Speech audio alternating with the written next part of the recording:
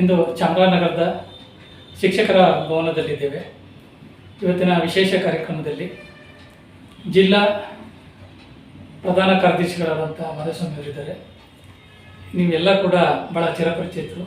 ನೀವೆಲ್ಲರೂ ಕೂಡ ಸರ್ಕಾರಿ ಕೆಲಸಗಳಲ್ಲಿ ಯಾವುದೇ ಚಟುವಟಿಕೆಗಳನ್ನು ಮಾಡಬೇಕು ಅಥವಾ ಏನೇ ಮಾರ್ಗದರ್ಶನವನ್ನು ನೀಡಬೇಕು ಅಂತ ಹೇಳಿದ್ರೆ ಹಸನ್ಮುಖಿಯಾಗಿ ಕ್ರಿಯಾಶೀಲರಾಗಿ ಮಾಡುವಂಥ ಜಿಲ್ಲಾ ಪ್ರಧಾನ ಕಾರ್ಯದರ್ಶಿಗಳು ಮಾಧುಸ್ವಾಮಿ ಅವರಿದ್ದಾರೆ.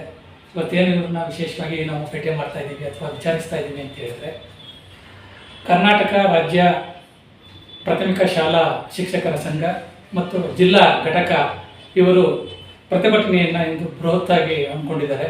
ಇದರ ಉದ್ದೇಶ ಏನು, ಇದರ ಹಿನ್ನೆಲೆ ಏನು, ಯಾಕೆ ಇವತ್ತು ಎಲ್ಲ ಶಿಕ್ಷಕರು ಜಿಲ್ಲಾ ಕೇಂದ್ರದಲ್ಲಿ ಪ್ರತಿಭಟನೆಯನ್ನು ಮಾಡ್ತಾ ಇದ್ದಾರೆ ಅನ್ನುವಂಥದ್ದನ್ನು ಅವ್ರ ಮುಖಾಂತರ ಕೇಳ್ಕೊಳ್ಳೋಣ.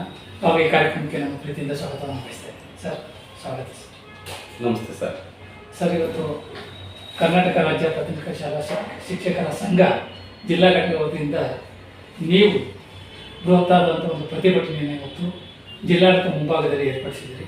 ಇದರ ಉದ್ದೇಶ ಏನು, ಯಾಕೋಸ್ಕರ ಇವತ್ತು ಎಲ್ಲ ಶಿಕ್ಷಕರು ಇವತ್ತು ಪ್ರತಿಭಟನೆಯನ್ನು ಮಾಡ್ತಾ ಇದ್ದಾರೆ? ಮತ್ತೊಮ್ಮೆ ನಮಸ್ಕಾರಗಳು. ಕರ್ನಾಟಕ ರಾಜ್ಯ ಪ್ರಾಥಮಿಕ ಶಾಲಾ ಶಿಕ್ಷಕರ ಸಂಘದಿಂದ ಸೇವಾನಿರತ ಪದವೀಧರ ಶಿಕ್ಷಕರಿಗೆ ಒಂದು ಅನ್ಯಾಯ ಆಗಿದೆ ಅಂತ ಹೇಳಿ 2017ರಲ್ಲಿ ಏನು ವೃಂದ ಮತ್ತು ನೇಮಕಾತಿ ತಿದ್ದುಪಡಿ ಆಯಿತು. ತದನಂತರ ನಮ್ಮ ಒಂದು ಇಲಾಖೆಯಲ್ಲಿ ಹಲವಾರು ಸಮಸ್ಯೆಗಳು ಉದ್ಭವ ಆಗಿದೆ. ಇದರಿಂದ ತದನಂತರ ಏನು PST GPT ಅಂತಕ್ಕಂಥ ವೃಂದಗಳನ್ನು ರಚನೆ ಮಾಡಲಾಯಿತು. ಅದಕ್ಕೂ ಹಿಂದೆಯೇ 2014ಕ್ಕಿಂತ ಹಿಂದೆಯೇ ಪ್ರಾಥಮಿಕ ಶಾಲಾ ಶಿಕ್ಷಕರು ಅಂತ ಏನು ನೇಮಕ ಆಗಿದ್ದಾರೆ ಅವರೆಲ್ಲರೂ ಕೂಡ ಈ ಒಂದು ವೃಂದ ಮತ್ತು ನೇಮಕಾತಿಯ ತಿದ್ದುಪಡಿಯಿಂದ ಭಾರಿ ಅನ್ಯಾಯ ಆಗಿರ್ತಕ್ಕಂಥದ್ದು. ಸರಿ, C&R ಅಂತ ಹೇಳಿದ್ರಿ. C&R ಅಂತಂದ್ರೆ ಏನು? ಇದು ಸರಳವಾಗಿ ಹೇಳೋದು ಸಾಮಾನ್ಯ ತಿಳಿಯುತ್ತೆ. C&R ಅಂತಂದ್ರೆ ವೃಂದ ಮತ್ತು ನೇಮಕಾತಿಯ ನಿಯಮಗಳು. ಅಂದರೆ ಒಂದು ಏನು ಸರ್ಕಾರ ನೇಮಕಾತಿಯನ್ನು ಮಾಡುತ್ತೆ ಮತ್ತು ಸರ್ಕಾರಿ ನೌಕರರು ಕರ್ತವ್ಯವನ್ನು ನಿರ್ವಹಿಸ್ತಾ ಇರ್ತಾರೆ. ಇದರಲ್ಲಿ ವೃಂದಗಳಿರ್ತದೆ ಪ್ರತಿ ಇಲಾಖೆಯಲ್ಲಿ. ಅದರಲ್ಲಿ ನಮ್ಮ ಶಿಕ್ಷಣ ಇಲಾಖೆಯಲ್ಲಿ 1ರಿಂದ 5ರವರೆಗೆ ಒಂದು ವೃಂದ ಅಂತೇಳಿ, 6ರಿಂದ 8ರವರೆಗೆ ಒಂದು ವೃಂದ ಅಂತೇಳಿ ನಿಗದಿಯನ್ನು ಮಾಡಲಾಗಿದೆ. ಇದರಿಂದ ನಮ್ಮ ಪ್ರಾಥಮಿಕ ಶಾಲಾ ಶಿಕ್ಷಕರಿಗೆ ಏನು 2014ಕ್ಕಿಂತ ಹಿಂದೆ ನೇಮಕ ಆಗಿದ್ದಾರೆ ಅವರೆಲ್ಲರಿಗೂ ಕೂಡ ಇದರಿಂದ ಭಾರಿ ಅನ್ಯಾಯ ಆಗಿರ್ತಕ್ಕಂಥದ್ದು. ಇದನ್ನ ನಾವು ಸರ್ಕಾರದ ಮುಂದೆ ಹಲವಾರು ವರ್ಷಗಳಿಂದ ಒಂದು ಪ್ರತಿಭಟನೆಯನ್ನು ಮಾಡಿ ಒಂದು ಮನವಿಯನ್ನು ಸಲ್ಲಿಸಲಾಗಿದೆ. ಆದರೂ ಕೂಡ ಇದಕ್ಕೆ ಯಾವುದೇ ರೀತಿಯಾದಂಥ ಒಂದು ನ್ಯಾಯ ಇನ್ನೂ ಕೂಡ ದೊರಕಿರೋದಿಲ್ಲ. 2024 ಅಕ್ಟೋಬರ್ 12ರಲ್ಲಿ ಒಂದು ಬೃಹತ್ತಾದ ಹೋರಾಟವನ್ನು ಕರ್ನಾಟಕ ರಾಜ್ಯ ಪ್ರಾಥಮಿಕ ಶಾಲಾ ಶಿಕ್ಷಕರ ಸಂಘದಿಂದ ರೂಪಿಸಲಾಗಿತ್ತು. ಅದರಲ್ಲಿ ಸುಮಾರು ಬೆಂಗಳೂರಿನ ಫ್ರೀಡಂ ಪಾರ್ಕ್ನಲ್ಲಿ ಸುಮಾರು 1,00,000 ಹತ್ತಿರ ಶಿಕ್ಷಕರು ಹೆಚ್ಚಿನ ಸಂಖ್ಯೆಯಲ್ಲಿ ಸೇರಿ ಸರ್ಕಾರದ ಗಮನವನ್ನು ಸೆಳೆಯಲಾಗಿತ್ತು. ಅದರಲ್ಲಿ ಮಾನ್ಯ ಮುಖ್ಯಮಂತ್ರಿಗಳು ಶಿಕ್ಷಣ ಮಂತ್ರಿಗಳ ಮುಖೇನ ಮನವಿ ಪತ್ರವನ್ನು ಸ್ವೀಕರಿಸಿ ಅವರು ಸೆಪ್ಟೆಂಬರ್ 4ರಂದು ರಾಜ್ಯ ಪ್ರಾಥಮಿಕ ಶಾಲಾ ಶಿಕ್ಷಕರ ಸಂಘದ ರಾಜ್ಯ ಪದಾಧಿಕಾರಿಗಳ ಒಂದು ಸಭೆಯನ್ನು ಮತ್ತು ಶಿಕ್ಷಣ ತಜ್ಞರು, ಶಿಕ್ಷಣ ಇಲಾಖೆಯ ಮುಖ್ಯಸ್ಥರ ಒಂದು ಸಭೆಯನ್ನು ಕರೆದಿದ್ರು. ಅದರಲ್ಲಿ ಒಂದು ಸ್ಪಷ್ಟವಾದ ಭರವಸೆಯನ್ನು ಕೊಟ್ಟಿದ್ರು, 1 ತಿಂಗಳ ಒಳಗೆ ಈ ಸಮಸ್ಯೆಯನ್ನು ಈಡೇರಿಸ್ತೇವೆ ಅಂತೇಳಿ. ಇವತ್ತಿಗೆ ಇದು 1 ವರ್ಷ ಆಗ್ತಾ ಬರ್ತಾ ಇದೆ, ಇನ್ನೂ ಕೂಡ ಸಮಸ್ಯೆ ಈಡೇರೋದಿಲ್ಲ. ಇದರ ಒಂದು ಏನು ಆಗಸ್ಟ್ 12 ಇದೆ, ಈ ದಿನಾಂಕವನ್ನೇ ನಾವು ಮುಖ್ಯವಾಗಿ ಇಟ್ಕೊಂಡು ಏನು 1 ವರ್ಷ ಆದರೂ ಕೂಡ ಈ ಸಮಸ್ಯೆ ಬಗೆಹರಿದಿಲ್ಲ. ಮಾನ್ಯ ಮುಖ್ಯಮಂತ್ರಿಗಳೇ ಕೂಡ 1 ತಿಂಗಳ ನಂತರ ಇದನ್ನ ಸಮಸ್ಯೆ ಬಗೆಹರಿಸ್ತೀವಿ ಅಂತೇಳಿ ಸಮಿತಿಯನ್ನು ರಚನೆ ಮಾಡಿದರು. ತದನಂತರ ಕೂಡ ಕಾನೂನು ಇಲಾಖೆಯಿಂದ ಇದು ಶಿಕ್ಷಕರಿಗೆ ಆಗಿರ್ತಕ್ಕಂಥದ್ದು C&R ತಿದ್ದುಪಡಿ ಮಾಡಿದ್ರೆ ಯಾವುದೇ ರೀತಿ ಲೋಪ ಆಗಲಾರದು ಅಂತಕ್ಕಂಥ ಒಂದು ವರದಿಯನ್ನು ಕೊಟ್ಟಿದೆ. ಆಡಳಿತ ಸಿಬ್ಬಂದಿ ಸುಧಾರಣೆ ಇಲಾಖೆಯಿಂದ ಒಂದು ವರದಿಯನ್ನು ಕೊಡಲಾಗಿದೆ. ಹಣಕಾಸು ಇಲಾಖೆಯಿಂದಲೂ ಕೂಡ ವರದಿ ಸಿದ್ಧವಾಗಿದೆ. 3 ಇಲಾಖೆಗಳಿಂದ ವರದಿ ಮಾನ್ಯ ಮುಖ್ಯಮಂತ್ರಿಗಳ ಹತ್ರ ಇನ್ನೇನು ಹೋಗೋದಿದೆ. ಆದರೂ ಕೂಡ ಇನ್ನೂ ವಿಳಂಬ ಧೋರಣೆ ಇದರಿಂದ ಆಗ್ತಾ ಇದೆ. ಇದಕ್ಕೆ ಮನನೊಂದು ಶಿಕ್ಷಕರೆಲ್ಲರೂ ಇವತ್ತು ಏನು 1 ವರ್ಷ ಆಗ್ತಾ ಇದೆ, ತಾವು ಮಾತನ್ನು ಕೊಟ್ಟು ಶಿಕ್ಷಕರಿಗೆ ಇನ್ನೂ ಕೂಡ ಆಗಿಲ್ಲ ಅಂತ ಹೇಳಿ ಅದನ್ನ ನೆನಪು ಮಾಡೋದಕ್ಕೋಸ್ಕರ ಮತ್ತೆ ಏನು ಈಗ ಬರ್ತಾ ಇದೆ ಮುಂದಿನ ಶಿಕ್ಷಕರ ದಿನಾಚರಣೆ ಈ ದಿನಾಚರಣೆಯನ್ನು ನಾವು ನಮಗೆ ನ್ಯಾಯ ಸಿಗದ ಹೊರತು ನಾವು ಇದನ್ನ ಪ್ರತಿಭಟನೆಯನ್ನು ಮಾಡ್ತೀವಿ ಅಂತೇಳಿ ಸರ್ಕಾರಕ್ಕೆ ಒಂದು ಒಕ್ಕೊತ್ತಾಯದ ಪತ್ರವನ್ನು ನಾವು ಇವತ್ತು ಸಲ್ಲಿಸ್ತಾ ಇದ್ದೀವಿ. ಸರಿ, ಈಗ ಹೇಳಿದ್ರಿ ಸಿ ರೂಲ್ ಪ್ರಾಥಮಿಕ ಶಾಲಾ ಶಿಕ್ಷಕರಿಗೆ ಹೇಗೆ ಇದು ಮಾರಕವಾಗಿದೆ? ಸರ್, C&R ರೂಲಲ್ಲಿ ನಾವು ಹಿಂದೆ ಪ್ರಾಥಮಿಕ ಶಾಲಾ ಶಿಕ್ಷಕರ ನೇಮಕಾತಿಗಳು ಪ್ರಾಥಮಿಕ 1 to 7th ಮತ್ತು ಪ್ರೌಢಶಾಲೆ 8th, 9th, 10th ಇರ್ತಕ್ಕಂಥದ್ದು ಮತ್ತು ಕಾಲೇಜು ಶಿಕ್ಷಣ ಈ ರೀತಿಯಾಗಿತ್ತು. 2016ರಲ್ಲಿ ಏನಾಯಿತು, ವೃಂದಗಳನ್ನು ಬದಲಾವಣೆ ಮಾಡಿದ್ದಾರೆ. 1ರಿಂದ 5ನೇ ತರಗತಿಯವರೆಗೆ ಕರ್ತವ್ಯ ನಿರ್ವಹಿಸ್ತಕ್ಕಂಥದ್ದು ಒಂದು ವೃಂದ, 6ರಿಂದ 8ರವರೆಗೆ ಕರ್ತವ್ಯ ನಿರ್ವಹಿಸ್ತಕ್ಕಂಥದ್ದು ಒಂದು ವೃಂದ ಅಂತೇಳಿ ಮಾಡಿದ್ದಾರೆ. ಇದರಿಂದ ನಾವೇನು 2016ಕ್ಕಿಂತ ಹಿಂದೆ ನೇಮಕಗೊಂಡಿದ್ವಿ, ಇವರೆಲ್ಲರನ್ನೂ ಕೂಡ 1ರಿಂದ 5ರವರೆಗೆ ನೀವು ಕರ್ತವ್ಯವನ್ನು ನಿರ್ವಹಿಸಬೇಕು ಅಂತಕ್ಕಂಥದ್ದು ಹೇಳಿದಾಗ ಆಗಿದೆ. ಇದರಿಂದ ನಮಗೆ ಒಂಥರ ಹಿಂಬಡ್ತಿಯನ್ನ ಕೊಟ್ಟಂಗಾಗಿದೆ. ಇದರಲ್ಲೇ ನಮ್ಮಲ್ಲಿರ್ತಕ್ಕಂಥ ಪ್ರಾಥಮಿಕ ಶಾಲಾ ಶಿಕ್ಷಕರೇ ಪದವಿಯನ್ನ ಪೂರೈಸಿರ್ತಕ್ಕಂಥವ್ರು ಇದ್ದಾರೆ, B.Ed ಮಾಡಿರ್ತಕ್ಕಂಥವ್ರು ಇದ್ದಾರೆ, MA M.Ed ಮಾಡಿರ್ತಕ್ಕಂಥವ್ರು ಇದ್ದಾರೆ. ಇಷ್ಟೆಲ್ಲಾ ಪದವಿಗಳನ್ನು ಹೊಂದಿರತಕ್ಕಂಥ ಶಿಕ್ಷಕರು ಇದ್ರೂ ಕೂಡ 6ರಿಂದ 8ಕ್ಕೆ ನೇಮಕಾತಿಯ ಮುಖಾಂತರ ಮಾಡ್ತಾ ಇರ್ತಕ್ಕಂಥದ್ದು ಅನ್ಯಾಯ ಆಗ್ತಾ ಇದೆ. ಮಾಡಿರ್ತಕ್ಕಂಥದ್ದು 2016ರಿಂದ ಮುಂದಕ್ಕೆ ಅದು ಅನ್ವಯ ಆಗಲಿ, 2016ಕ್ಕಿಂತ ಹಿಂದೆ ಇದು ಅನ್ವಯ ಆಗೋದು ಬೇಡ ಅಂತಕ್ಕಂಥದ್ದು ನಮ್ಮ ಒಂದು ಸ್ಪಷ್ಟವಾದ ನಿಲುವು. ಪ್ರಾಥಮಿಕ ಶಾಲಾ ಪರಿಗಣಿಸಬೇಕು. ಪ್ರಾಥಮಿಕ ಶಾಲಾ ಶಿಕ್ಷಕರು ಅಂತಾನೆ ನಮ್ಮನ್ನ ಕರಿಬೇಕು. ಇದರಲ್ಲಿ ಯಾವುದೇ ರೀತಿ 1ರಿಂದ 5 ಮತ್ತೆ 6ರಿಂದ 8 ಅಂತಕ್ಕಂಥ ವಿಂಗಡಣೆ ಬೇಡ. ಪ್ರಾಥಮಿಕ ಶಾಲಾ ಶಿಕ್ಷಕರು 2016ಕ್ಕಿಂತ ಹಿಂದೆ ಏನು ನೇಮಕ ಆಗಿದ್ದಾರೆ ಅವರೆಲ್ಲರೂ ಕೂಡ ಪ್ರಾಥಮಿಕ ಶಾಲಾ ಶಿಕ್ಷಕರು. ನಮ್ಮನ್ನ ಹಾಗೆ ನೇಮಕ ಮಾಡ್ಕೊಂಡಿರ್ತಕ್ಕಂಥದ್ದೇ 1ರಿಂದ 7ನೇ ತರಗತಿವರೆಗೆ ಬೋಧನೆ ಮಾಡ್ತಕ್ಕಂಥ ಶಿಕ್ಷಕರು. ಈಗಲೂ ಕೂಡ ಶಿಕ್ಷಕರು 1ರಿಂದ 8ನೇ ತರಗತಿವರೆಗೂ ಕೂಡ ಬೋಧನೆಯನ್ನು ಮಾಡ್ತಾ ಇದ್ದಾರೆ. ಅಂದ್ರೆ ಅದಕ್ಕೆ ಬೇಕಾಗಿರುವಂತ ಎಲ್ಲ ಶಿಕ್ಷಕರಾಗಿ ಇದೆ. ಮತ್ತೆ ಮುಖ್ಯ ಶಿಕ್ಷಕರಾಗಿ ಕರ್ತವ್ಯವನ್ನ ನಿರ್ವಹಿಸ್ತಾ ಇದ್ದಾರೆ. 1ರಿಂದ 8ನೇ ತರಗತಿಯ ಶಾಲೆಗಳಲ್ಲೂ ನಮ್ಮ ಪ್ರಾಥಮಿಕ ಶಾಲಾ ಶಿಕ್ಷಕರು ಇವತ್ತಿನವರೆಗೂ ಈಗಲೂ ಮುಖ್ಯ ಶಿಕ್ಷಕರಾಗಿ ಕರ್ತವ್ಯ ನಿರ್ವಹಿಸ್ತಾ ಇದ್ದಾರೆ. 6, 7 ತರಗತಿಗಳಿಗೆ ಬೋಧನೆಯನ್ನ ಮಾಡ್ತಾ ಇದ್ದಾರೆ.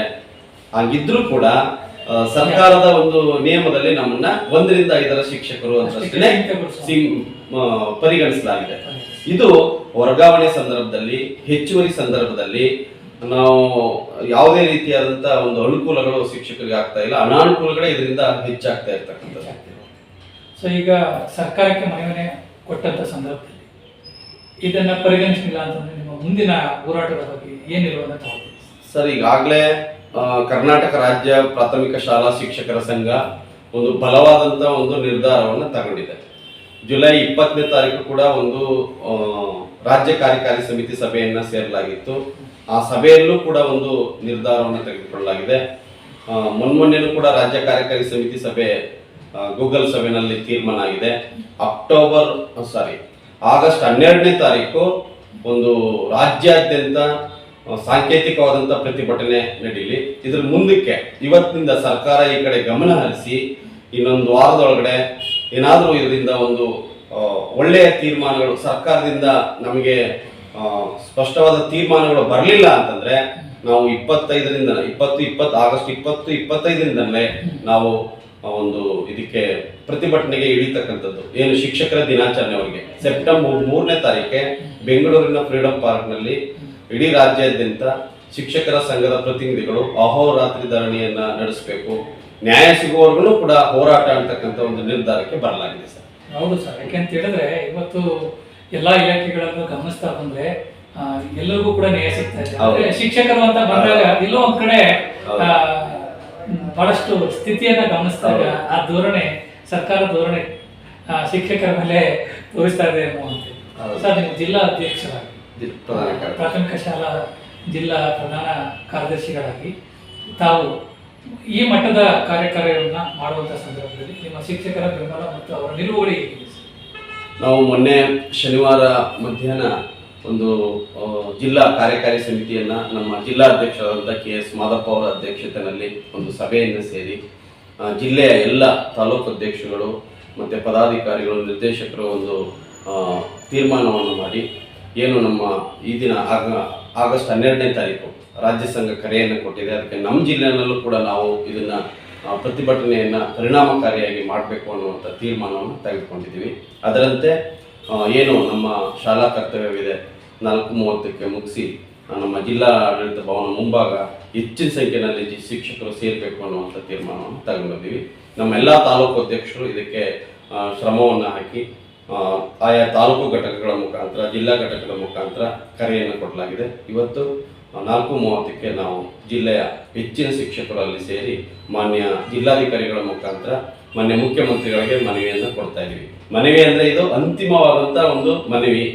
ಏನಂತ ಹೇಳಿದ್ರೆ ಈ ಏನು ಹತ್ತಿರದಲ್ಲೇ ಬರ್ತಾ ಇದೆ ಶಿಕ್ಷಕರ ದಿನಾಚರಣೆ, ಅದಕ್ಕೆ ಸರ್ಕಾರದಿಂದ ನಮ್ಗೆ ಈ ಬೇಡಿಕೆ ತುಂಬಾ ವರ್ಷಗಳಿಂದ ಇರ್ತಕ್ಕಂಥ ಈ ಬೇಡಿಕೆ ಈಡೇರದಿದ್ರೆ ನಾವು ಪ್ರತಿಭಟನೆಯನ್ನ ಮಾಡ್ತೀವಿ. ಎಲ್ಲಿವರೆಗೆ ನ್ಯಾಯ ಸಿಗುವವರೆಗೂ ಪ್ರತಿಭಟನೆಯಲ್ಲಿ ನಾವು ಮುಂದುವರಿತೇವೆ ಅಂತಕ್ಕಂಥದ್ದನ್ನ ಸಂಕಲ್ಪವನ್ನ ನಾವು ಇದನ್ನ ಮಾಡ್ತಾ ಇದೀವಿ. ಮತ್ತೆ ಸರ್ಕಾರಕ್ಕೂ ಕೂಡ ಅದನ್ನ ತಿಳಿಸ್ತಾ ಇದೀವಿ. ನಾವು ಇನ್ನು ಮುಂದೆ ಇದನ್ನ ಯಾವುದು ಇದು ಮುಂದುವರ್ಸ್ಕೊಂಡು ಸರ್ಕಾರ ಇದೇ ಸಮಸ್ಯೆಯನ್ನ ಮುಂದುವರ್ಸ್ಕೊಂಡು ಹೋದ್ರೆ ನಾವು ಇದಕ್ಕೆ ಸ್ಪಂದಿಸ್ಲಿಲ್ಲ ಅಂತಂದ್ರೆ ನಾವು ಶಿಕ್ಷಕರ ದಿನಾಚರಣೆಯನ್ನ ಬಹಿಷ್ಕರಿಸ್ತೀವಿ ಅಂತಕ್ಕಂಥ. ಅದೊಂದೇನೆ ಸರ್ ಅಥವಾ ಶಾಲೆಯನ್ನು ಮುಂದಿನ ದಿನಗಳಲ್ಲಿ ಏನು ಈಗಾಗಲೇ ನಮ್ಮ ಶಿಕ್ಷಕರನ್ನ 1ರಿಂದ 5ನೇ ತರಗತಿವರೆಗೆ ಶಿಕ್ಷಕರು ಅಂತ ಹೇಳಿದ್ದಾರೆ. ಅದರಲ್ಲಿ ನಮ್ಮ ಶಿಕ್ಷಕರೆಲ್ಲರೂ 1ರಿಂದ 5ನೇ ತರಗತಿಗೆ ಬೋಧನೆ ಮಾಡ್ತಾ ಹೋಗ್ಬೇಕು, 6ರಿಂದ 8ಗೆ ತರಗತಿ ಬೋಧನೆಯನ್ನ ನಿರಾಕರಿಸಬೇಕು ಅಂತಕ್ಕಂಥದ್ದು ಕೂಡ ಒಂದು ತೀರ್ಮಾನಗಳನ್ನು ತೆಗೆದುಕೊಂಡಿದ್ದೇವೆ. ರಾಜ್ಯಾದ್ಯಂತ ಇದು ಪರಿಣಾಮಕಾರಿಯಾಗಿ ನಡೀತಾ ಇದೆ. ನಾವು ಪ್ರಾರಂಭದಲ್ಲಿ ನಮ್ಮ ಜಿಲ್ಲೆಯಿಂದಲೇ ಇದನ್ನು ಹೋರಾಟವನ್ನ ಪ್ರಾರಂಭಿಸಿದ್ವಿ. ರಾಜ್ಯಾದ್ಯಂತ ಇದಕ್ಕೆ ಒಂದು ಹೋರಾಟ ಭಾರಿ ಪ್ರತಿಭಟನೆ ನಡೀತಾ ಇದೆ. Okay sir. ವೀಕ್ಷಕರೇ, ಈಗ ನಾವು ನೋಡಿದ್ವಿ ಮಾದೇಶಸ್ವಾಮಿ ಅವರ ಎಲ್ಲ ಅನುದಾನದ ಮಾತನ್ನು ಕೂಡ ಕೇಳಿದ್ವಿ. ಸರ್ಕಾರ ಕೂಡಲೇ ಇದ್ರ ಬಗ್ಗೆ ಗಮನ ಹರಿಸಿ ನ್ಯಾಯಯುತವಾದಂಥ ಒಂದು ಕ್ರಮವನ್ನು ತಗೊಂಡು ಅವರ ಈಡೇರಿಕೆಗಳನ್ನು, ಅವರು ಏನೀಗ ಬೇಡಿಕೆಗಳನ್ನು ಇಟ್ಟಿದ್ದಾರೆ ಅವೆಲ್ಲವನ್ನ ಕೂಡ ಈಡೇರಿಸುವಂಥ ನಿಟ್ಟಿನಲ್ಲಿ ಒಂದು ಹೆಜ್ಜೆಯನ್ನು ಇಡಬೇಕು. ಇದು ಸರ್ಕಾರಕ್ಕೆ ಸಲ್ಲುವಂಥ ಗೌರವ ಆಗುತ್ತೆ ಅನ್ನೋಂಥ ಮಾತನ್ನ ಈ ಸಂದರ್ಭದಲ್ಲಿ ಹೇಳ್ತಾ ಇದ್ದೀನಿ. ಸರ್, ಈಗ ಕೊನೆಯದಾಗಿ ನೀವು ಸರ್ಕಾರಕ್ಕೆ ಏನು ಹೇಳಲಿಕ್ಕೆ ಲಾಸ್ಟ್ ಒಂದು ಮಾತು ಹೇಳೋದಾದ್ರೆ ಏನು? ಸನ್ಮಾನ್ಯ ಮುಖ್ಯಮಂತ್ರಿಗಳು ಅವರು ನುಡಿದಂತೆ ನಡೀತಕ್ಕಂಥ ಮುಖ್ಯಮಂತ್ರಿಗಳು. 6ನೇ ವೇತನ ಆಯೋಗ, 7ನೇ ವೇತನ ಆಯೋಗ ಸನ್ಮಾನ್ಯರಿಂದ ದೊರಕಿರ್ತಕ್ಕಂಥದ್ದು. ನಮ್ಗೇನು ಆಗಸ್ಟ್ 12, 2024ರಲ್ಲಿ ಸ್ಪಷ್ಟವಾದಂಥ ಭರವಸೆಯನ್ನು ಕೊಟ್ಟಿದ್ರು. ಶಿಕ್ಷಕರ ಬಗ್ಗೆ ಗೌರವ ಇದೆ, ಶಿಕ್ಷಕರು ಬೀದಿಗೆ ಬರಬಾರ್ದು, ಖಂಡಿತ ಇನ್ನೊಂದು ತಿಂಗಳ ಒಳಗಾಗಿ ನಾನು ಈ ಬೇಡಿಕೆಯನ್ನು ಈಡೇರಿಸ್ತೇನೆ ಅನ್ನುವಂಥ ಮಾತನ್ನ ಅವತ್ತು ರಾಜ್ಯ ಸಂಘಕ್ಕೆ ಹೇಳಿದರು. ಅದರಂತೆ ಮಾನ್ಯ ಮುಖ್ಯಮಂತ್ರಿಗಳು ಈಗ 1 ವರ್ಷ ಆಗ್ತಾ ಇದೆ. ಈಗನಾದ್ರೂ ಸದ್ಯದಲ್ಲೇ ತಕ್ಷಣದಲ್ಲೇ ಈ ವಾರದ ಒಳಗಾಗಿನೇ ಎಲ್ಲ ಶಿಕ್ಷಕರಿಗೂ ಸಿಹಿ ಸುದ್ದಿನ ಕೊಡಬೇಕು ಅಂತೇಳಿ ಜಿಲ್ಲೆಯ ಸಮಸ್ತ ಶಿಕ್ಷಕರ ಪರವಾಗಿ ಅವರಲ್ಲಿ ವಿನಮ್ರವಾಗಿ ನಾವು ಪ್ರಾರ್ಥನೆಯನ್ನು ಮಾಡ್ತಾ ಇದ್ದೀವಿ ಸರ್. ನಿಮ್ಮ ಬೇಡಿಕೆಗಳು ಎಲ್ಲವೂ ಕೂಡ ಈಡೇರಲಿ, ಮಕ್ಕಳಿಗೂ ಕೂಡ ಒಳ್ಳೆಯದಾಗಲಿ ನಿಮ್ಮ ಮೂಲಕ ಅಂತ ಹೇಳ್ತಾ ಈ ಕಾರ್ಯಕ್ರಮದಲ್ಲಿ ಇಲ್ಲಿ ತನಕ ಬಂದು ನಿಮ್ಮ ಬೇಡಿಕೆಗಳನ್ನು, ನಿಮ್ಮ ಸಮಸ್ಯೆಗಳನ್ನು ತೆರೆದಿಟ್ಟಿದ್ದೀರಾ. ಇದಕ್ಕೆ ಸರ್ಕಾರ ಖಂಡಿತವಾಗಿಯೂ ಸ್ಪಂದಿಸ್ತಿದೆ ಅನ್ನುವಂಥ ಮಾತನ್ನು ಹೇಳ್ತಾ ನಿಮಗೆ ಈ ಕಾರ್ಯಕ್ರಮ ಭಾಗವಹಿಸೋದಕ್ಕೆ ಥ್ಯಾಂಕ್ ಯು.